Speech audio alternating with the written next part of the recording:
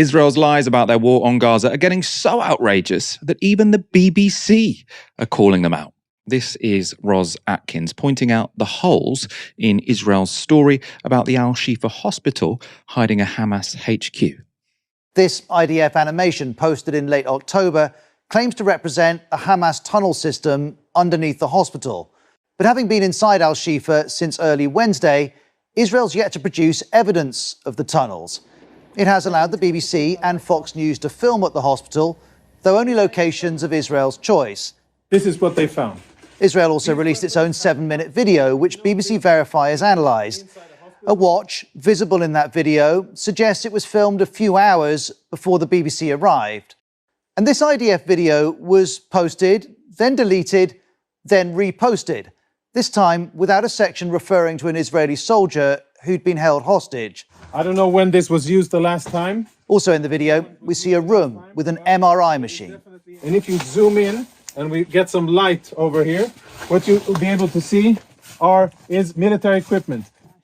The BBC was shown the same room. And what we see in the two videos doesn't precisely match.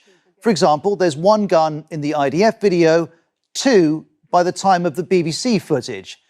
Israel has told BBC Verify this is because more weaponry and terrorist assets were discovered throughout the day. And as always, an AK-47. Israel also says its video is a single shot with no edits. But this appears to be an edit. We don't know the reasons for that edit, nor how significant it is. The IDF, though, says suggestions it's manipulating the media are incorrect.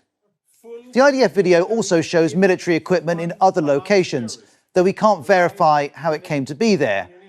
And what we see in this IDF video doesn't equate to Israel's description of Al-Shifa as an operational command center for Hamas. The US is using a different phrase, saying Al-Shifa was used as a command and control node. That implies a much smaller facility. And as Israel makes the case for this operation, let's consider the Geneva Conventions, the foundations of the rules of war. They state that hospitals can lose their protection if they are used to commit acts harmful to the enemy. Israel believes Hamas has done this in Al-Shifa and says that what's been discovered so far is just the start. Well, that was really important. That was a really good report by the BBC. And this really matters because, Israel weren't just saying, we need to bomb this hospital because there might be a few rusty guns in there. They were saying this was a Hamas headquarters. And the reason they had to say that, right, is because international law, yes, it does say that hospitals can lose their protected status if they are being used for military purposes. But it has to be proportionate. Anything you do, at any point in a war has to be proportionate. And so if you are going to make a hospital unusable, right, if you're going to enter a hospital, if you're going to bomb parts of a hospital, you need to have a very, very valuable military target there, right? Really valuable military target. If it's just a room with a few rusty guns, that is not a valuable military target. That is not the kind of military target that would justify attacking a hospital. So a lot has been rested on that claim, right? We've seen Joe Biden say, he's got the intelligence that there is a Hamas HQ under that hospital. And they've had since Wednesday there, so we're sort of at least 48 hours on since they sort of gained control of the hospital. And all they can provide is some rusty guns, which, as Roz Atkins explained there, seem to have moved. They bring the media in here. You've got these two guns here. It was one before. I'm joined by Kieran and Dreyu. Welcome to the show. It does seem significant that sort of even the BBC are now sort of calling out IDF lies, doesn't it? I think what it says, or what it shows, first of all, is that Israeli propaganda is so stretched that it has seriously under-resourced its military propaganda, or at least I hope that that's what it suggests. The claims that are being made are growing increasingly ridiculous, and the so-called evidence to try and back it up seems to be growing ever more tenuous. And I think it's instructive that, journalists, I'm sure, at the BBC and other large mainstream institutions are willing to go along with a certain line for a certain distance. But one would hope that at a certain point, in the end, they are journalists. And they did presumably have some, aspirations as a gadfly or as somebody who could at least try and uncover truth at some point in their careers. Coarsened though those ideals probably have been made by working for institutions like the BBC and Sky and so on.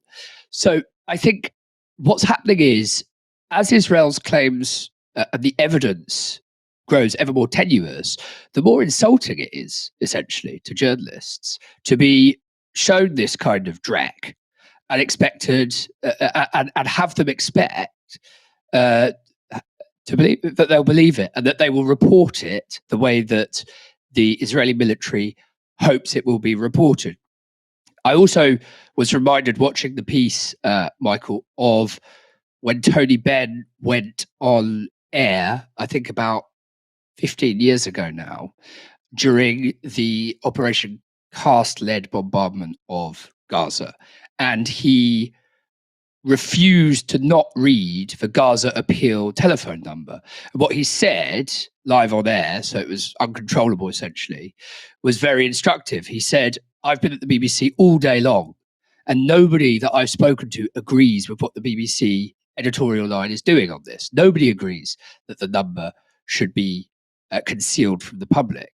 So these institutions are one thing, their editorial line is often another. And I think if there is a fraying going on at the moment, I think it's certainly being helped along by the fact that Israeli evidence and military propaganda, particularly the stuff that we're seeing filter out, is becoming increasingly preposterous.